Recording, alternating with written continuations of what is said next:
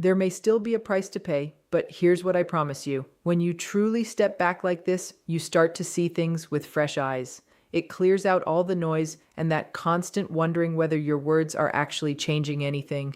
They're not. This kind of relationship only works if you get down in the mud with them too. There's a lot of dislike out there for the phrase radical acceptance, and honestly, I understand why. My personal favorite way of explaining radical acceptance comes from a therapist and therapist trainer named Lane Peterson, who says that radical acceptance doesn't mean saying what happened was fine, and it isn't the same as giving up. Acceptance means recognizing reality so that you can gather your emotional and mental strength to actually heal. I really like that description, but it's that word acceptance that trips people up. Somehow the word acceptance seems to suggest that this is just how things are forever.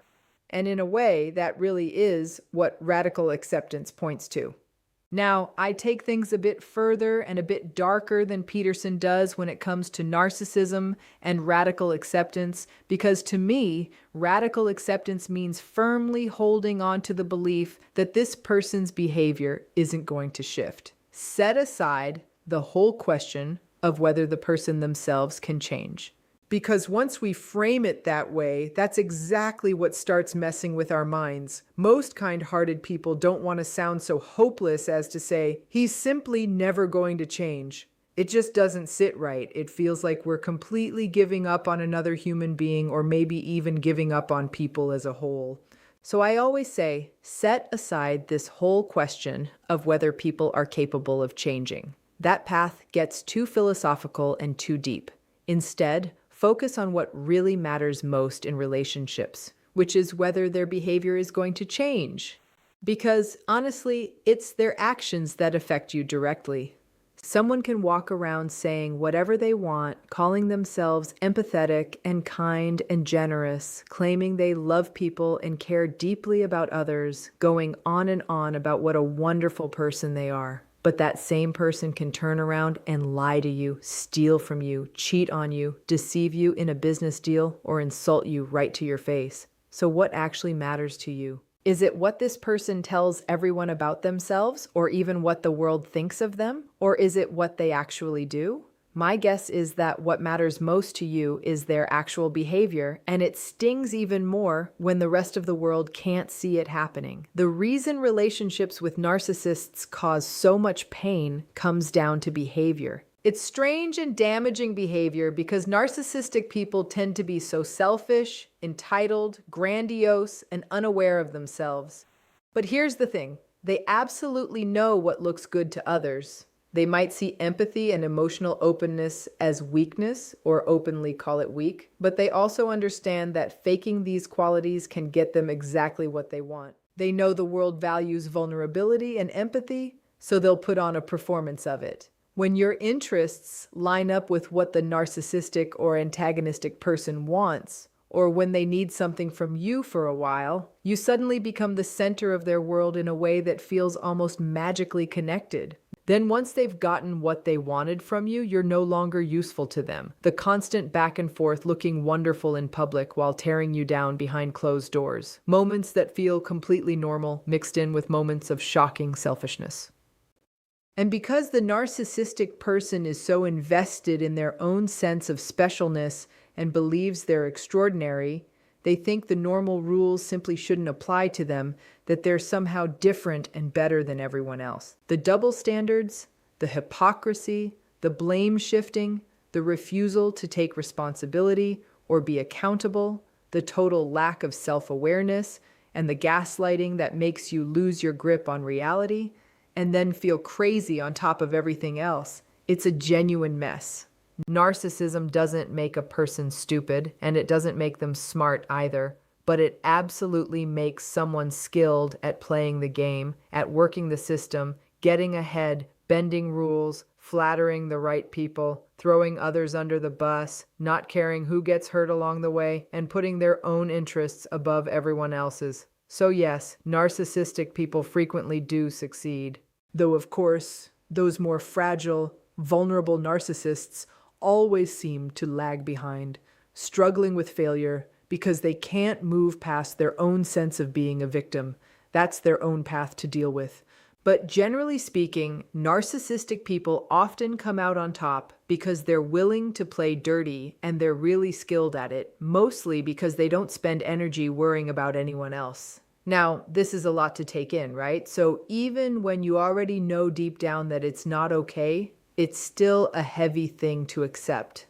That's why I think it helps to reframe this as radical awareness instead, because awareness is what actually protects you. I still believe that if you're truly in a relationship with a narcissist, accepting that it won't change matters. But I keep seeing every day just how difficult that acceptance is for people to reach. That word acceptance really is a tricky one.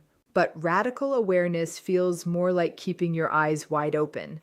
Radical awareness means recognizing limitations clearly. For instance, I wouldn't expect my cat to load the dishwasher. I wouldn't hand my taxes over to a 5-year-old to file. I understand their limits completely. Radical awareness means that once something has happened roughly 3 times, it's likely become a pattern and you should expect it to happen again. So if your sister's husband has acted like a jerk at several family gatherings, steer clear of him and don't sit beside him. Radical awareness means knowing that a narcissistic coworker isn't going to support you. They never have before. Radical awareness means understanding that a narcissistic boss will make unreasonable demands at the very last minute. Radical awareness means recognizing that a narcissistic mother will comment on your weight, so maybe don't bring her along to your dress fitting. And radical awareness also means knowing she'll then complain that you're being cruel by leaving her out of things. Radical awareness means understanding that a narcissistic partner will act mean toward you right before something important and special happens in your life. They've done it before, and they'll keep doing it. This kind of awareness lets us prepare ourselves internally ahead of time. What really wears us down in these relationships is the disappointment, the frustration, and then the emotions tied to how we react within them. We might end up reacting with anger or heavy emotion. We might start crying, or we might withdraw into silence. These are all completely understandable reactions to have. But in a relationship with a narcissist, because of the gaslighting involved, any emotional reaction we have tends to boomerang right back at us. We end up being labeled crazy or told that something is wrong with us. In plenty of cases, like when someone criticizes you or asks something of you that's genuinely impossible, having a reaction isn't just understandable, it's completely normal. But over time in these relationships, we get trained to believe that any reaction we have is somehow wrong. That means whenever we do react, we end up feeling ashamed of ourselves. People stuck in emotionally abusive relationships, and especially narcissistic ones, in most cases, though not all, and this is something I keep repeating, tend to overregulate, which is that combination of dissociating, numbing out, freezing up, fawning, and shutting down emotionally. It becomes a kind of safety mechanism. And yes, there's a smaller group of people who react with anger instead. And in those situations, things can get especially volatile when you pair a narcissistic person with someone who tends to respond with anger. But for the most part, people in these relationships get conditioned over time to just go along with things to keep the peace.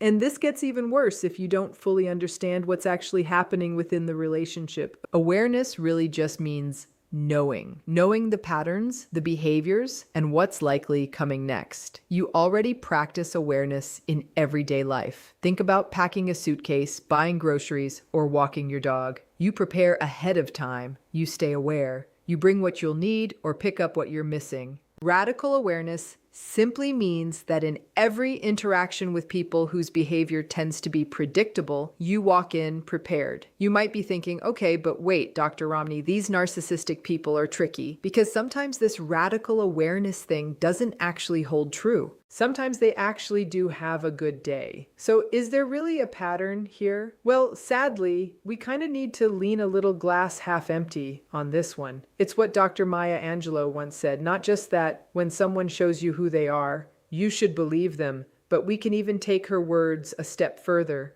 and say that when someone shows you what they're capable of, pay close attention.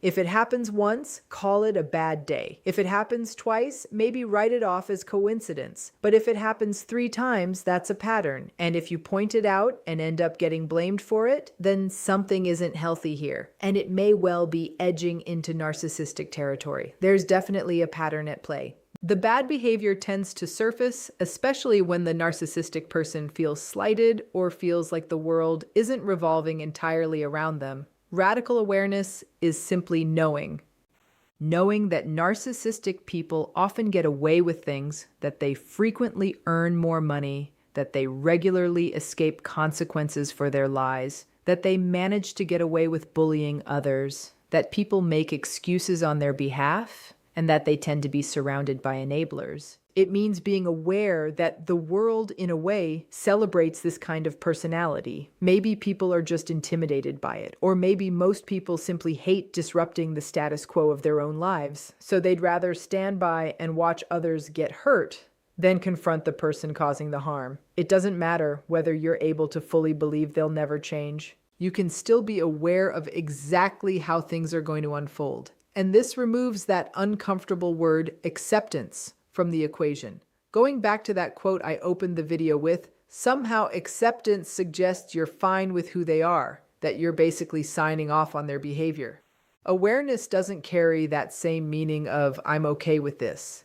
Awareness simply means I see it clearly. So if you find yourself resisting or rolling your eyes at the idea of radical acceptance, try shifting instead toward radical awareness. This approach actually works wonderfully with new people you meet too, before you even fully understand their personality. Situations where radical acceptance can feel a little too heavy right out of the gate. But radical awareness lets you step back a bit and simply observe the patterns without necessarily excusing them. It redirects your focus toward their actual behavior instead of just slapping a narcissist label on someone and moving on. Honestly, I don't care whether someone is narcissistic, antagonistic, psychopathic, selfish, entitled, or simply world-class difficult. Drop the label entirely. Focus on the behavior instead.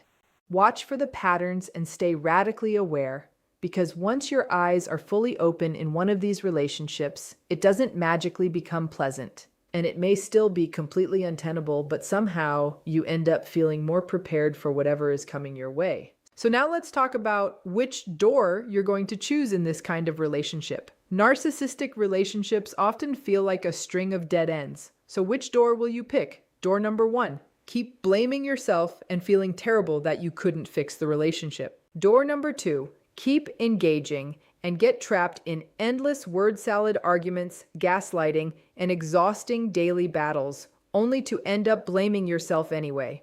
Or door number 3, disengage entirely. This might simply mean not interacting, turning down the volume on their gaslighting, and refusing to take the bait. So which door are you going to choose?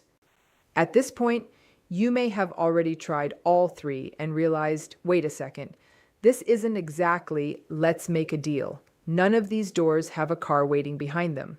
They're all goats. None of them feel good. What we do know is that healing usually means walking through the disengagement door because there's really not much benefit to continuing to engage.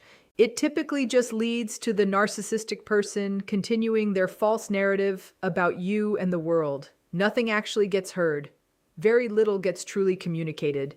So sticking to the facts and your own true north whenever you do have to engage is often the wisest path forward, meaning you mostly avoid engaging. And if you must, you only engage on the things that genuinely matter to you. Disengagement and radical acceptance really do go hand in hand. When you disengage, it often means, even if reluctantly and with sadness, that you finally understand there's no point and you see the relationship for exactly what it is. If you're still required to engage with it in some capacity, you're doing so aware of the practical or realistic reasons behind it, but hopefully you're no longer pinning any real hope on things ever changing. The difficult part about disengaging is that you still end up feeling bad about it. Plenty of people say that when they disengage, they feel as though they themselves are being the manipulative ones, or they even feel sadness or pity for the narcissistic person who no longer has anyone left to take their bait. That's something worth thinking about. Is disengaging actually manipulative?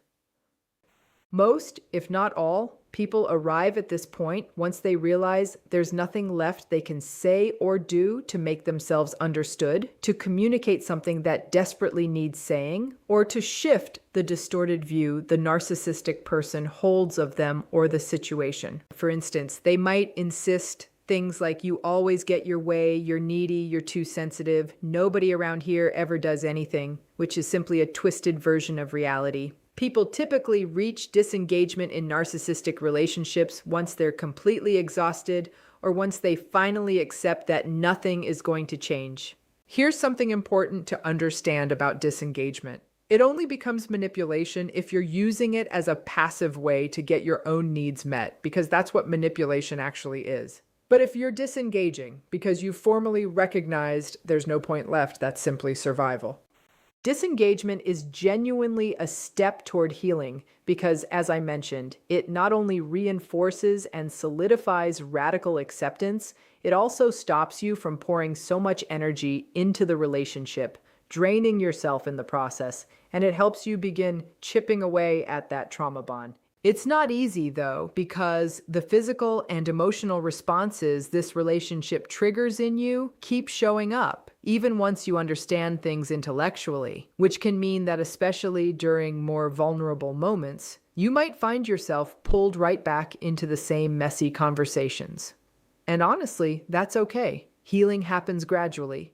If anything, these moments remind us that the relationship truly isn't changing, and it's up to us to stay curious about these instances when we do engage, paying close attention to our bodies and our own history. In some cases, when people disengage from narcissistic relationships, especially when the narcissistic person happens to be sharp, fairly observant, or genuinely anxious, they'll pick up on it. They'll notice the disengagement and might even feel like they're being punished, sometimes even saying something like, "Oh, so now you really won't even talk to me, even though you're being completely pleasant the whole time. You're just no longer taking the bait the way you used to, and you're no longer expecting your needs to be met through them." So you might wash the dishes yourself without complaint, and they still notice they won't lift a finger to help, yet they're irritated that you're doing it happily. These relationships really do feel like some kind of impossible catch-22 nightmare. Or they might say something like, "Oh, I see exactly what game you're playing. You just want to make me look bad." So people do, in a way, catch on.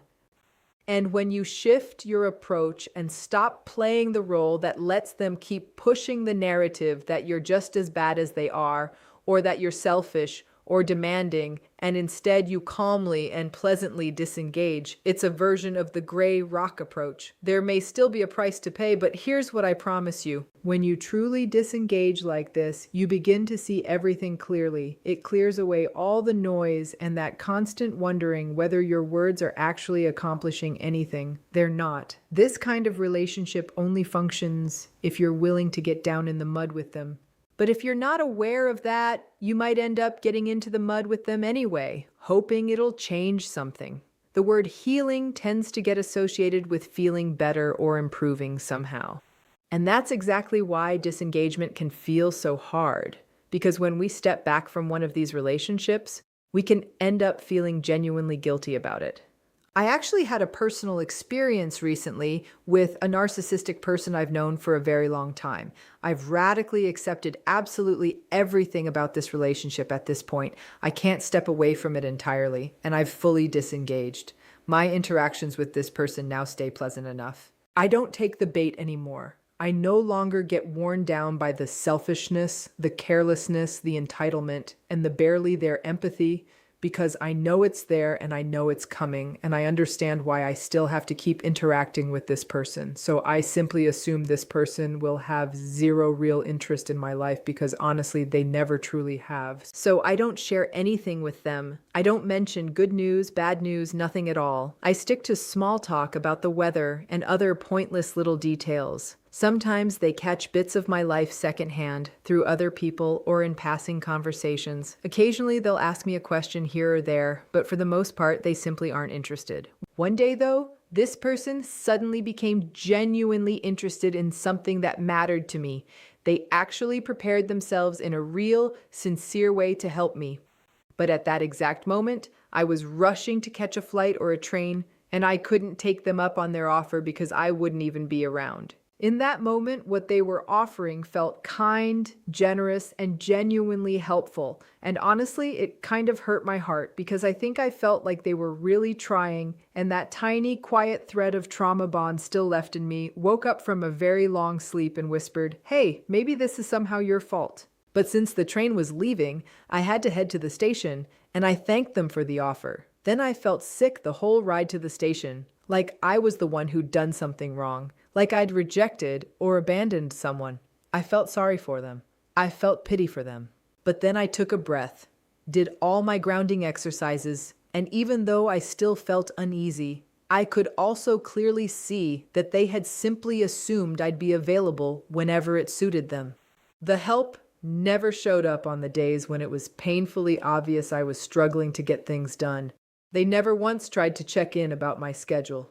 They never noticed me packing my bags. They weren't paying attention that day when my travel plans were being discussed right in front of them. It worked out for them, for whatever reason, to show up exactly when they wanted to, but it simply didn't work for me. And I thought back to all the times I had rearranged my entire schedule just to accept their help, offered at the most random, often ridiculous and inconvenient moments, the rare times they did offer it, desperately trying to convince myself that something healthier existed here than actually did. That day, a bit of rest on the train, some breathing, grounding, journaling, and therapy all helped take some of the sting away. But wow, that trauma bond really does not let go easily.